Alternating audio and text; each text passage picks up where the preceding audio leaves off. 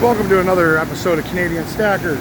I was going to film an episode 3 days ago, but I had camera difficulties at Lower Ostrom. Today I'm on the Ottawa River again. I'm at Garvin Chutes, the home of Dragon Tongue, elevator shaft, SD chute, and I don't know what this little thing is. It only comes in after you get a little higher on the water gauge. But yeah, I've kind of fought my way out here into the middle of the river. I'm waiting for my buddy David to come down. It's a personal day today. Yeah, we're here to do a lap. We're gonna hit this. I'm gonna record him doing it if I can. Pretty manky there. That's pretty full on. It's gonna be interesting to see him run it. But yeah, that's what I'm doing today. I'm just waiting for them to show up. A lot more water. You can't commercially raft Dragon's Tongue right now. And elevator shaft, well, she doesn't have enough water in her quite yet. Need another 2 feet. We're at 5.25, so we need to go up another foot before you can run that in our RMR rafts. At 5 on the gauge, you can run it in a Sotar, but not right now. Purgatory is right over here, getting beefy and big. And yeah, and then we got this little safe line around here. I'm probably gonna screw around in here and come around a little bit later, maybe go down the bottom, come out over here on the island. Maybe I'll get some video footage out there. But today, yeah, there's a whole bunch of stuff going on. I guess panic buying's going on in China for gold. China set a new all-time high in yuan terms for buying. I guess it's 100 and some odd USD above spot over there to pick up. The Bank of China is buying like crazy. Gold is setting up for an epic bull run. It's looking amazing for a bull run, but all of this is because I don't know what's going to happen. I'm thinking, like we were thinking a pause there on the 20th with the Federal Reserve. I don't know what's going to happen now. Everything's gone kind of weird. The S&P 500 looks like it's about ready to go into fucking excuse my language, I apologize, into Davy Jones' locker. It's gonna just dive, it looks like, down into the new depths of hell for its own personal wants. But that's all being driven by the lack of liquidity in the market. You know, there's no money in the market. Well, paper. It's all drying up. There's nobody loaning. Banks are looking like default positions are coming up. Like B of A is literally, if you go read, there was a bank that basically put out a report to its people, and you know, the 3-point bullet of what it wanted to do, you know, in the next quarter, and their number one bullet point was, don't go bankrupt. Can you imagine? You're at a staff meeting, you know, with your bank, and your CEO's in there, and your CFO is in there, and the MMAFO or whatever, who, you know, you're all around the big table, and you're like, yeah, well, today we just don't want to go bankrupt. That's the goal. Don't go bankrupt. Stay solvent. And that's pretty much a sign of what's happening right now with the stock market and with the banks. It's like it's getting absolutely crazy. I made another purchase through Sol. He shipped it there. I'm looking forward to doing a small unboxing. He had a sale on the weekend on some pretty sick COVID silver. He had some 5-ounce Libertads I wanted to jump on. I don't know if anybody here deals with Sol, but it's Silver and Gold Seekers of Canada on Facebook. He pretty much sold out at everything within a couple of days. Props for you, Sol. Good job, buddy. You know, like I know you work hard to get us the lowest prices possible, and I'm telling you right now, for Canadian dollar terms, Sol is $1 to $1.50 an ounce under all the big banks, under you know, the online bullion dealers. He's like less than all of them. He goes around and checks and makes sure that his particular silver is lower. I got a screaming deal there when we had that little bit of a drop. You know, like I got it 35.24 an ounce for my generic silver rounds I picked up, which was pretty good.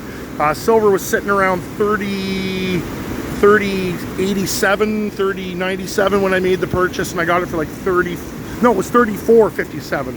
So, you know, $2.50 or $3 over spot, which is pretty good. I picked up a piece of platinum while I was at it. I also picked up my alien token, and my I know you don't like it, but my dragon bar, because I really want to have one. I like the way they look, and you know, For those that believe that the devil is a serpent, I absolutely agree.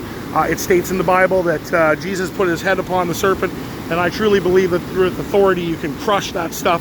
I just view it as a decoration. I don't allow it to have power over me. I want to see this particular piece. It just looks absolutely amazing. I have a Dragon Slayer coin with Jesus and the holy armor on it. You know, that maybe I'll put in front of the camera there so you can see them side by side, because I'm telling you that the Jesus round and that bar, they look pretty good. So looking like my big purchase is probably not going to be able to go in for this year till the end of October. Finances are not coming in. People aren't paying me on my 30s and my 60s. I'm getting lots of excuses.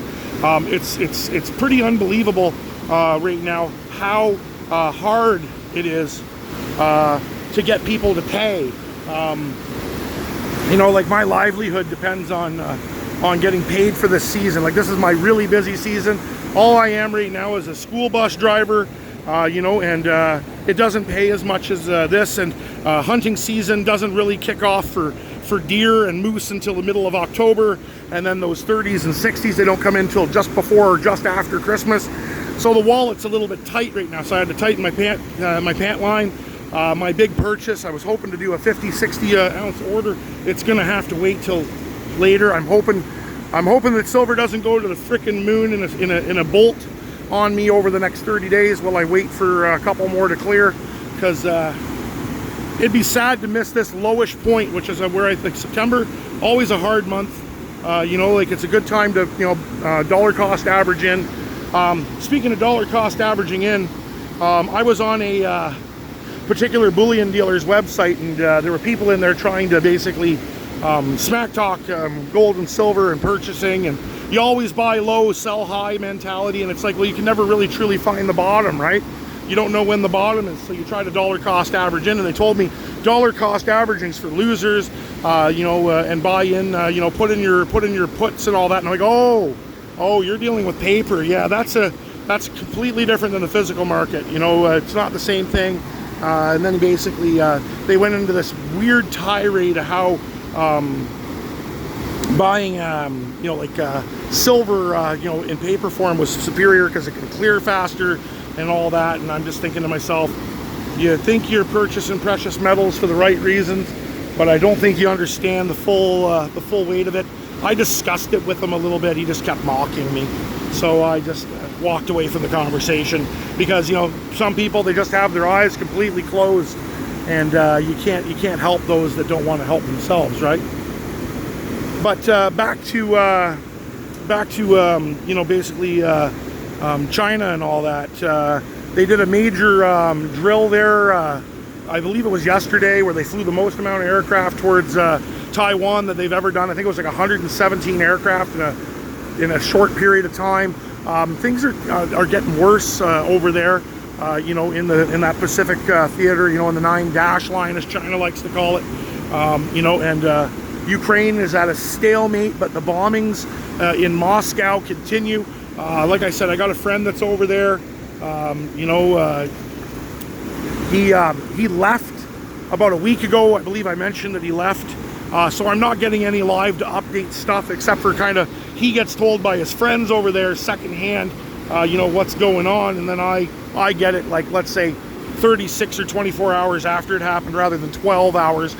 You know, there's a dried up loop in my knowledge now, where I was getting firsthand information on what was going on over there, like the Russia making the announcement that they were going to cut oil, Russia making the announcement that I talked about where they were going to back their currency partially with gold by selling oil for gold. You guys remember, if you've been watching me for about four or 6 months, I can't remember when I talked about it, but when Russia was doing that, I talked about it when no one else was talking about it.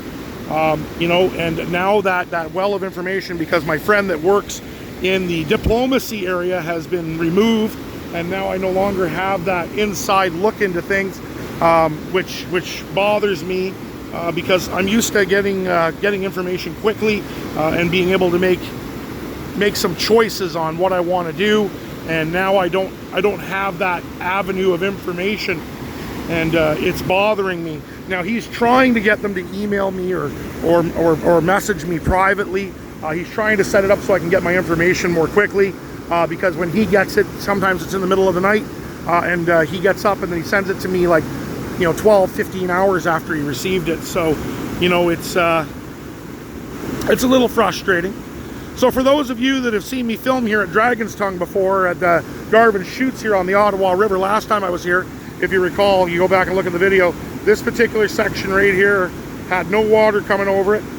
This little guy right here had no water coming over it, and that was almost dry. And right over here, this was almost completely non-existent. So, yeah, the water levels come up. We've gotten 6.5 feet since my last video. We're around 5.5. I believe I was at -1.25. So, you do the math. I think it's like 6-ish feet more vertical water. Now, that doesn't mean 6 vertical feet here at the waterfall. That means 6 vertical feet at where the gauge is in the little lake pool. That's about 2.5 kilometers, 3 kilometers upriver from here. So when that bobs up and down, and it's not really perfect feet, because I believe the gauge is kind of sideways on an angle about like this. So it's more like 10 inches. So 6, times 10, 60 inches, 5 feet. So yeah. But anyways, 5 feet of vertical water translates here to about 18 inches. And this is what 18 inches of increase looks like. Now, when the river pops up to, let's say 10 or 12 on the gauge, I'm going to come back. And at that point, this will be completely underwater. This will be completely underwater. This rock will have water pouring over on this side. The grass here will still be clear. And this whole thing here will be underwater, except for the little shrubs that you see kind of growing. That's about 15 on the gauge, 20 on the gauge when she rolls over. And the water will be pushed right up to this island to about this level here. It'll come across the cut and around. Where I'm standing now will be 4 feet underwater, and you'll have water that comes right up past this boat to this rock. It'll come around here, it'll hit this, and it'll turn and go in the river. This is 10, this is about 15, and then once you start getting above that, she starts going over here into the pavilion area above a 25. So this is going to get really big probably in November. If the snow isn't bad, I'll try and come in with my truck. If it is bad, I'll bring the ATV, and I'll see if I can get in here when it's got some ice on it. This is absolutely lovely when it's got ice on it. I'm also going to take you guys for the Festival of Lights up at the Chutes de Calange. If you look back in my videos, you can find back when I first started filming in the first few videos, Chutes de Calange, they light that up with blue lights and Christmas lights, and I'll go in there when it's like -5 or 6 in the morning before the sun comes up, and the sunrise will come up right behind the waterfall. It'll light it up absolutely remarkably. Hopefully the day that I go, and we can get some nice ice crystallization on the whole canyon. It's absolutely amazing, and we'll do a video from there.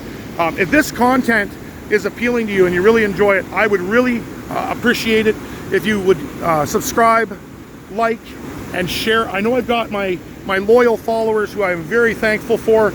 Without your support, my channel would die, and I know that for a fact, that there's like 5 or 6 of you that really help out here. Like John, Terry, Amanda, Ari Fofari, if I got that right, and everybody else that posts. I wish I could remember everyone's name right now. It's eluding me, but believe me, I read every comment, I like every comment, I heart every comment, I usually comment on every comment. So, like I said before, I feel very special when you guys, basically comment on my videos. It tells me that you guys care about my content. When you guys take the time, time is the most important asset we have, because every minute you burn doing something, you'll never get back, and your life is that much closer to the end.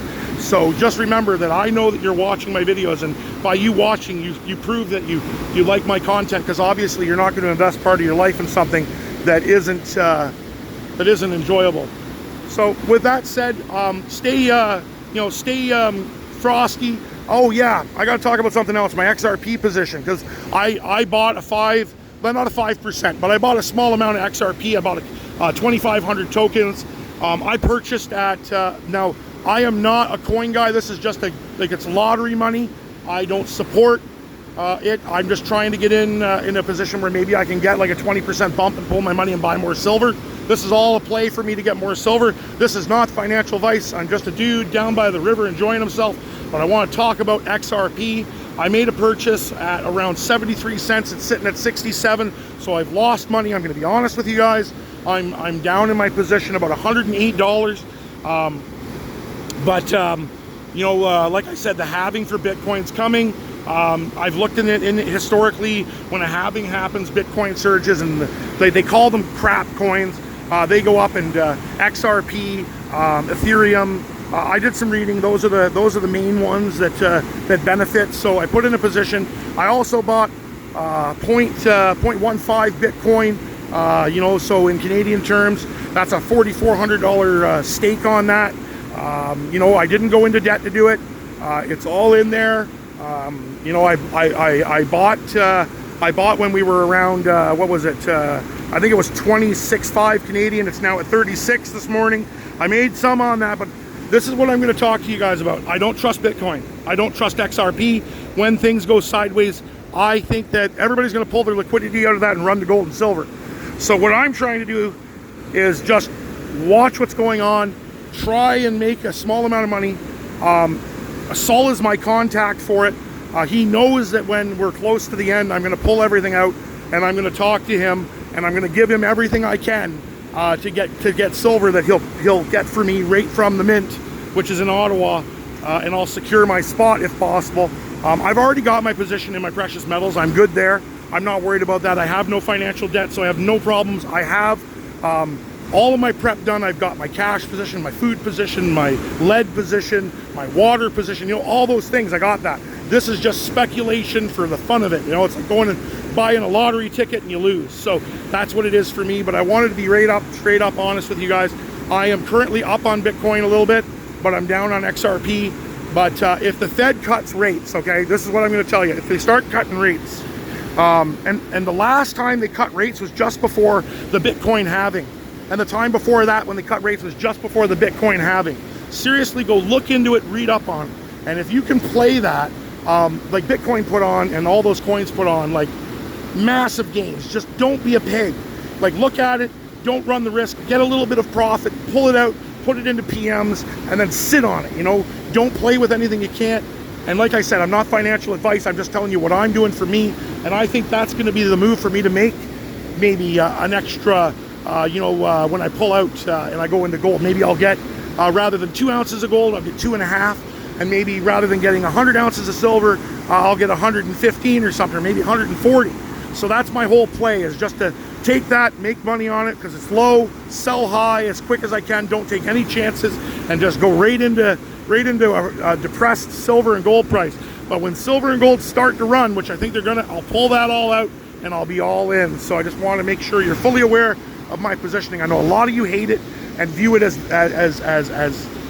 basically debt and horrible and another derivative. I totally agree with you, but players got to play, right? You know, like, you know, I got to do what I got to do to try to make a buck. You know, like I'm not going into this blind, and I'm not going into this dumb. And I played the last cycle, I'll be honest as well. I went into Bitcoin, you know, like back then I still had a mortgage.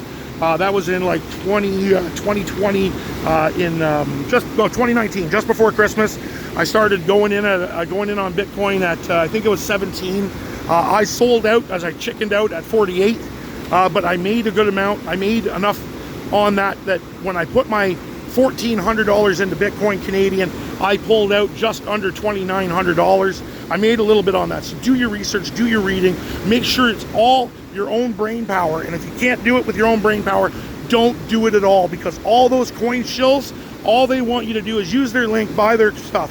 Use my link, buy my stuff. Oh, pump, pump, pump, pump. So don't listen to the pumpers. So if you're gonna do it right. And my suggestion for you, for someone to actually go and learn from, is, I know people are gonna say that I'm absolutely insane for this, but Johnny Bravo, I literally learned all of my stuff about the stock market by just watching his videos. I learned everything I know about Bitcoin. That guy there, like literally he tells you, don't have diamond hands with anything.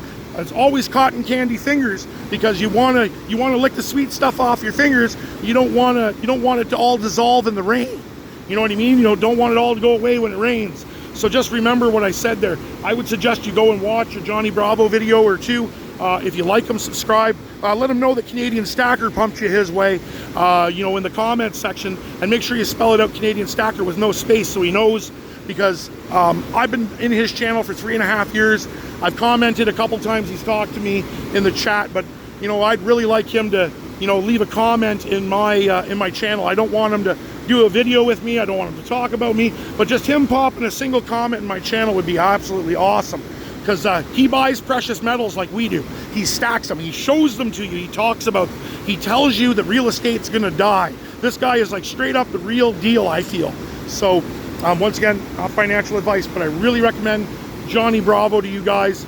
He shows you it. He tells you about it. He talks about his plays that he called on his channel. He shows you the money he made. He tells you if he lost money. You know, he's pretty straight up, you know, but if you want to look at how to play the game, that player knows how to play. You don't really need to buy his course. He'll try and sell you the course. Like he said back 3 years ago before he started his course, everything, I give it away. You stay here long enough and click the like button long enough, you'll learn everything I know.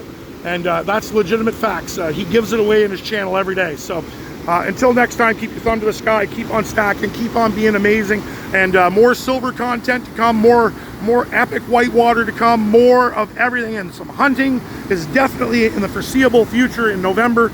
I'm going out for 14 days. There's going to be like probably a whole time where about a week and a half I'm not here, but trust me, I'm going to slam you guys full of hunting content, and if I'm lucky, or if one of my guys is lucky, maybe I'll show you guys how to gut and skin a deer live on a live stream. Anyways, until next time, like I said, just a dude by the river living his dream. Later.